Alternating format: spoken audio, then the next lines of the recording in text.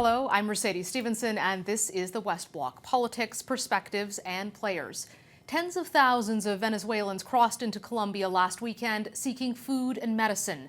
This is the first time in 4 months that President Nicolas Maduro has allowed Venezuelans a chance to cross into neighboring Colombia and secure items that cannot be purchased at home. This is the first time in 4 months President Nicolas Maduro has allowed Venezuelans a chance to cross into Colombia and secure items that cannot be purchased at home. According to the United Nations, more than 4 million people have fled Venezuela in the last 4 years to escape that country's political and economic crisis. David Smolansky is a former mayor in Venezuela. He was removed from office by the Maduro administration and has spent the last 2 years living in exile. He is currently the coordinator of the Organization of American States Working Group on the Venezuelan crisis. David, thank you for joining us. Thank you for having me. It's a real pleasure. So tell me a little bit about the process. You were an elected mayor, and then you were removed from power. What happened? Well, I was elected mayor of El Hatillo, which is part of Caracas, the capital, in 2013. I was the youngest mayor when I started. And after almost four years, the regime illegally removed me from office. I am under arrest warrant. So I went in hiding for 35 days until I was able to flee the country through a jungle in Brazil.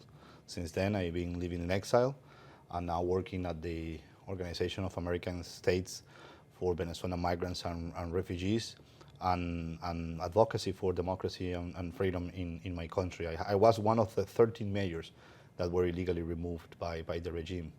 Why did they want that? Why did they want to push you out?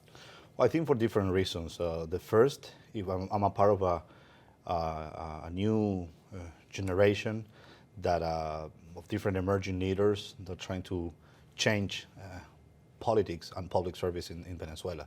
Second, we were successful in our administration, specifically in reducing crime, kidnapping, to be more specific, and transparency. We were very clear against corruption.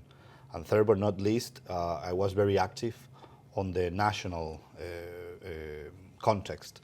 So I participated specifically in 2017. I was one of the leaders that called for 120 consecutive days of protests against the regime, asking for free and fair election, asking for humanitarian aid, asking to release the political prisoners. And the regime was pushing me to repress the people that were protesting, and they have the rights to protest. So I didn't do that, and they decided just to go after me. My family has been threatened. Part of my team were also threatened and persecuted.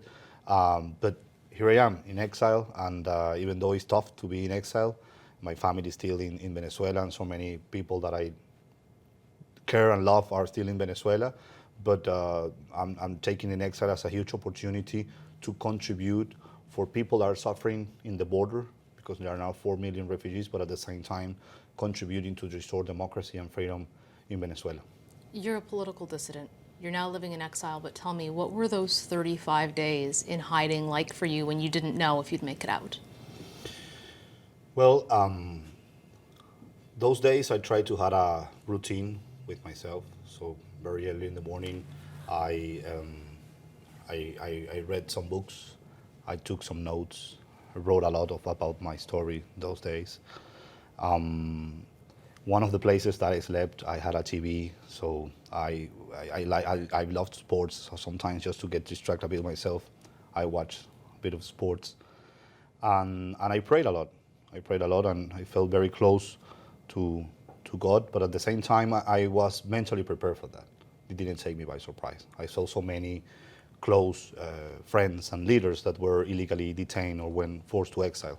So when the moment came, I was prepared. And when I took the decision to flee my country through Brazil, I had to shave my beard, wore glasses that I never had to use, put a flat hat, and went through 35 checkpoints for more than 1,000 kilometers, so I was not recognized. During those 35 checkpoints, the car was stopped 4 times. On those 8 times, the car was stopped. 4 of them, I was asked to get out of the car because they were, reviewing the car. But fortunately, nothing happened, and as soon as I got to Brazil, I got the protection by the Brazilian government, and then I took a personal decision to go to the U.S. and work from there. Obviously, I care a lot about my family on those 35 days. There were some threats against them. I made some public letters on that moment, but I was mentally prepared because of the persecution that I felt, that I saw very close to me, and also because my grandparents left the Soviet Union during the 1920s, and then they had to leave Cuba with my father in 1970. So I already knew because of my family how is to be persecuted and how to flee a country that has a communist regime. But as I said that before, I mean, I have taken exile not to give up, but all the opposite, just to work harder and keep as a public servant to restore democracy and freedom in Venezuela. I'm so grateful with Secretary General Luis Almagro, who has appointed me for this responsibility at the Organization of American States, because I feel I could do a lot from that role to help my country, and also as a young leader, I'm learning a lot. What would have happened if you hadn't been able to get out? Well, I would have been detained. I would have got taken to El Helicoide. Helicoide is the headquarters of the political police of the regime. I would have been probably tortured. I would have been isolated. You don't know what happened to you there. Last year, a local council was killed in the same jail that I was appointed. So anything could have happened to me. I was very firm against the regime. I didn't deal with them any time. So I probably would have still been in jail, tortured. So I knew what was waiting for me. That is why I planned that. Unfortunately, it went okay, and here I am. We don't see a lot of stories, especially in Canada, out of Venezuela. We don't have a lot of journalists who are able to go there on the ground. What are the conditions like right now for people in Venezuela? Well, imagine that your life is not about to live, but about to survive. That's the life of any Venezuelan. You wake up and you don't know if you have water to have a shower. Then you don't have enough food to have breakfast for your family, for your children. Then probably it will be difficult for you to get to school or to get to your office, because there's no gasoline and there's a huge problems on the public transport. If you are sick, you have to go like different pharmacies or drugstores or hospitals trying to find the medicine. But at the same time, you have to be very careful, because this is one of the most violent countries in the world, with a homicide rate of more than 80 people per 100,000. So people do not live in Venezuela, people survive, and this is a man-made disaster. So the Maduro's regime is not only affecting Venezuelans, the Maduro's regime is affecting and is threatening the region. As we speak, there are 4 million Venezuelan migrants and refugees. This is the largest refugee crisis in the history of the region, and it's only below Syria, that has been in a war for more than 8 years. We have not had a conventional war, and we have not had a natural catastrophe. But with the collapse of the economy, with the hyperinflation of 10 million%, with the humanitarian crisis of shortages of food and medicine, with the violence that I just described a few seconds ago, well, those are the things that are making Venezuelans flee the country. So that's why we're working really hard to restore democracy and freedom in Venezuela. I am convinced that we're going to achieve it soon. When do you think that'll happen? Because we've seen protests and it seems hopeful and then it dies down again. Do you think that you're getting close to that precipice that will push things over the top and cause Maduro to either choose to resign or be forced out of office? We're getting close. Since January, things change completely. We have an interim president. His name is Juan Guaido. Has been recognized by 56 countries in the world. One of them is Canada. And as a Venezuelan, I am very grateful for the Canadian government that they don't only recognize interim President Guaido, what the Canadians have done during the last 4 or 5 years, because they were one of the first countries to denounce the human rights violation and the humanitarian crisis in Venezuela. People are going back to the streets with interim President Guaido, are supporting him. In 8 out of 10 Venezuelans want Maduro out, and everything that he has done is legal, is constitutional, and he has been able to reunify all the political actors in Venezuela. So the only thing that remains on work is on the armed forces. We know that a lot of soldiers are already loyal to interim President Guaido. There are others that are still loyal of Maduro because they are involved in crime. Maduro and Chavez have created irregular groups that are also part of the protection that Maduro has. So we need the support of the international community to dismantle this dictatorship, because this is not a conventional dictatorship. This is far beyond. This is a failed state, a criminal state, a mafia state that, as I said before, is not only affecting Venezuela, it has become a threat to the region. Well, when you talk about international intervention and support, is it just support, or is there at some point, in your view, a role for military intervention, which President Trump has hinted may be on the table? Well, I wouldn't call it intervention, I wouldn't call it war, I wouldn't call it invasion, I wouldn't call it use of force. If we get to that point, the right framing is a military and humanitarian mission of cooperation, multilateral, and there is legal framework internationally to ask for that. A responsibility to protect is a way to implement it. Yes, the role does doctrine is another way to implement it. The TR is another way to implement it, and the interim president Guaido could ask for that. So there is legal. Do you think he's likely to do that? Sorry? Do you think he's likely to do that? He's open. He's open to any option. In Venezuela, we have tried everything. We have tried elections, referendums, negotiation, protest.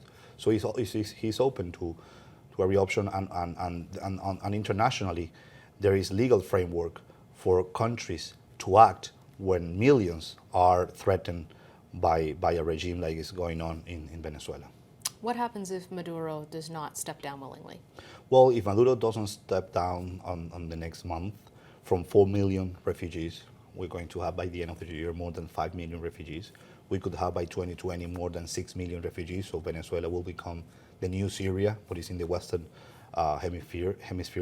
We're going to see more people die in Venezuela because of lack of food, lack of electricity, lack of water, and we're going to see one of the biggest criminal hub in the history of the Western hemisphere, because of all the irregular groups that are acting in Venezuela with impunity and taking our resources such as minerals, oil, gas, and with some external actors are helping. So the sooner we restore democracy in Venezuela, not only is better for Venezuelans, it's better for the region, including Canada, which is one of the countries that we want to have the best relationship in the future to rebuild our country.